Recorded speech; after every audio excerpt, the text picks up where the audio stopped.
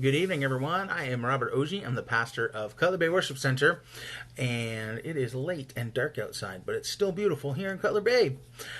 We are in our Book of Proverbs series right now, and we're looking at a chapter of the Book of Proverbs every day. There's 31 of them. We go through them every day of a month, and they're really good. So today's the 12th. So we're going to be reading Proverbs chapter 12. There's going to be some good stuff in here. You're going to hear a little bit of repeat stuff, as the Proverbs tend to do, which is good, right? I mean, we all know it takes hearing something a lot more than just one time for it to really get up here. So hearing things a few times is actually really good for us. So we're going to hear a bit of a repeat thing. But really the theme is, and I think I wrote this down, the theme is you got to watch your words, you got to watch your step, and you got to watch your attitude. All right. So Proverbs starting in verse 1 tonight.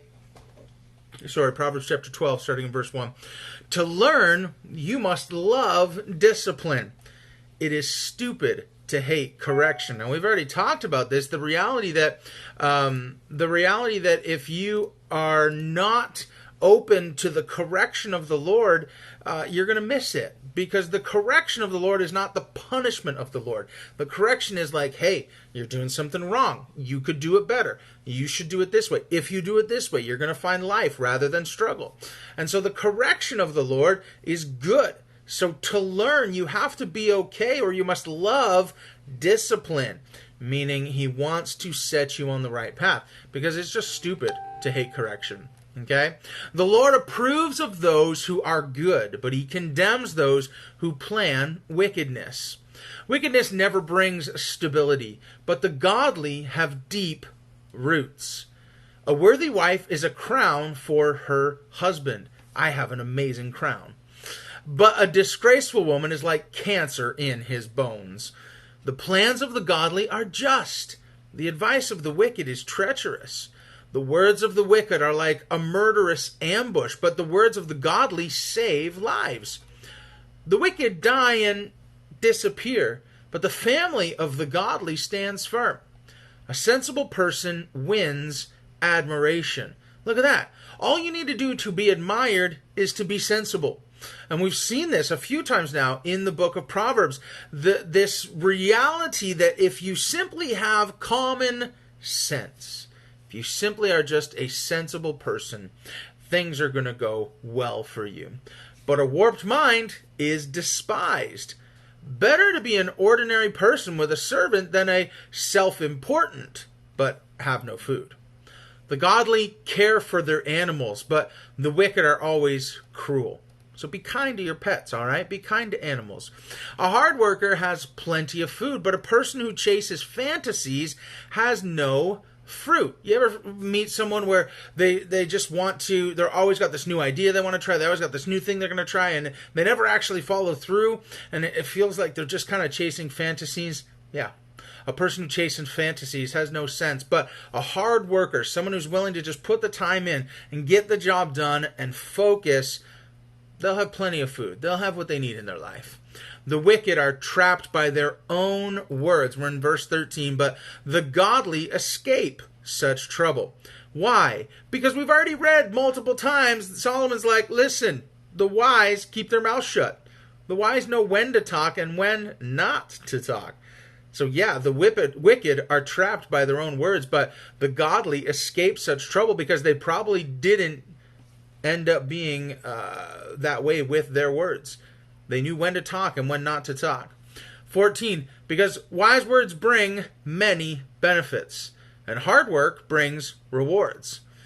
Fools think their own way is right, but the wise listen to others. Another theme we've seen quite a few times now, listening to others, having a multitude of advisors and counselors around you. Verse 16, a fool is quick-tempered, but a wise person stays calm when insulted. I just had this conversation with someone today. You know, somebody can do something so wrong to us, and we can have so many people hurt us, and whatever it is, whatever the level of hurt that we're in, that we feel from somebody, when we're wise about the situation, we stay calm. We learn to forgive. We learn to let it go. I'm not going to sing it. We learn to let it go. We learn to just forgive and allow God to work on us. Because the moment we're holding on to bitterness and resentment and unforgiveness, we're just holding ourselves back. We might think we're holding them back, but we're not. We're just holding ourselves back. So it's better to be wise, stay calm, than to be the fool that's quick-tempered and hold on to things and judgments and all that kind of stuff. Verse 17, an honest witness tells the truth. A false witness tells lies. I mean, that's pretty common sense. But if you read the ESV version of it, it says, whoever speaks the truth gives honest evidence. And that's a little bit different. But a false witness utters deceit. You can see how really the heart is connected to those things, right? A person who speaks the truth is giving honest evidence because they're an honest person. But a false witness utters deceit because it comes out of the heart. Their heart is deceitful, and they become a false witness because really the core of who they are needs some work. And so the more we're focused on being godly people, the more what we say is truth and honest evidence. People can trust what we say, right? You ever meet that person where you're just not sure if you can trust what they say? Why? Because there's something in their lives, in their hearts that gives this air of like deceitfulness where you're just not sure if you can trust them. But then we all have met that person where there's something about the person. I can trust you. There's something honest about you. I want to be that person. I want to be the honest person that people can trust when I talk to them, that people can trust when they hear words come out of my mouth. And hopefully it's less often than not because I'm being wise and keeping my mouth shut. Right? Verse 18, some people make cutting remarks, but the words of the wise bring healing. Truthful words stand the test of time, but lies are soon exposed. Deceit fills hearts that are plotting evil. Joy fills hearts that are planning peace. No harm comes to the godly, but the wicked have their fill of trouble. The Lord detests lying lips, but he delights in those who tell the truth. You see, a lot of this is about how we're talking and what we're saying and where those words come from. No harm comes to the godly, but the wicked have their fill of trouble. Read that already. The Lord detests lying lips, but he delights in those who tell the truth. Verse 23, the wise don't make a show of their knowledge, but fools broadcast their foolishness. Again, just saying, listen, know when to talk, when not to talk. If you know the answer, it doesn't mean you have to say it all the time. If you know you can put someone in their place, maybe you shouldn't. Maybe you should hold back. Maybe they need to figure this one out on their own. Maybe they'll come to you for counsel. And when they come to you for counsel, then you're given the opportunity to speak into the situation rather than speaking out of turn and then they don't receive it.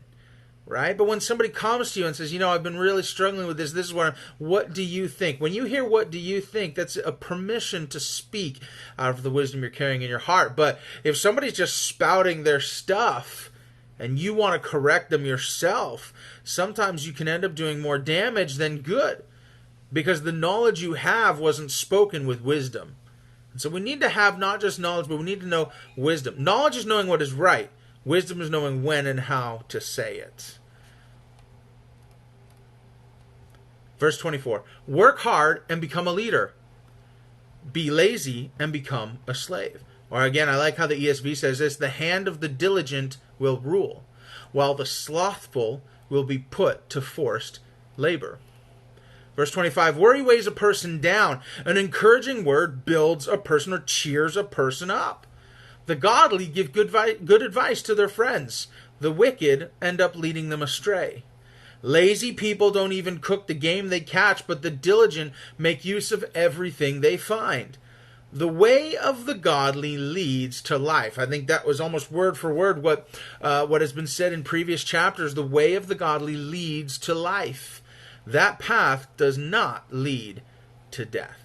So a lot of things in here that some of them we've already read, but again, 28 verses in this chapter, 28 good punch of just little nuggets of truth, some things in there that just make a lot of sense. I read like work hard and become a leader, be lazy, become a slave, or, work hard and, what was it, verse 24, the hand of the diligent will rule, while the slothful will be put to forced labor. How often do we see that? Just in the working world, those who are diligent, those who are faithful, end up being promoted, while those who are grumbling and complaining and just doing the bare minimum or whatever, they end up being stuck in the positions they don't want and that they're complaining about.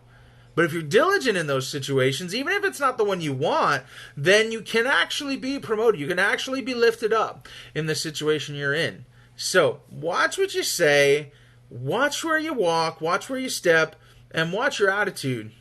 And you'll be able to walk into this verse 28. The way of the godly leads to life. Seek knowledge and seek wisdom. Know what to do and know when to do it, because that's just as important. Know when to speak. Know when to hold your tongue. These things are important things in our lives, because we all have met those people. I'm not talking about you. I'm not talking about me, right? Like, we've all known those people at some point in our lives that they hear something and just automatic, they shoot off the hip and they just say whatever comes to mind. And they say all these things and you wonder, like, did you really want to say that? Or is that something you're going to have to backtrack from? You didn't want to say it. Now you have to backtrack from saying it. We could all use a little bit more wisdom in when to talk and what to say. I think that's just for everybody. We know what we can say, but should we say it? Is it important to say it right now? Or is it better to wait until that friend comes to us and says, do you have any wisdom for me? In fact, I was thinking about it, and I do have some things I was thinking, and I'd love to share them with you. God bless you. I hope you're doing well. We'll see you tomorrow for chapter 13 of the book of Proverbs. I hope you have a great weekend, have a great evening, and we'll see you tomorrow.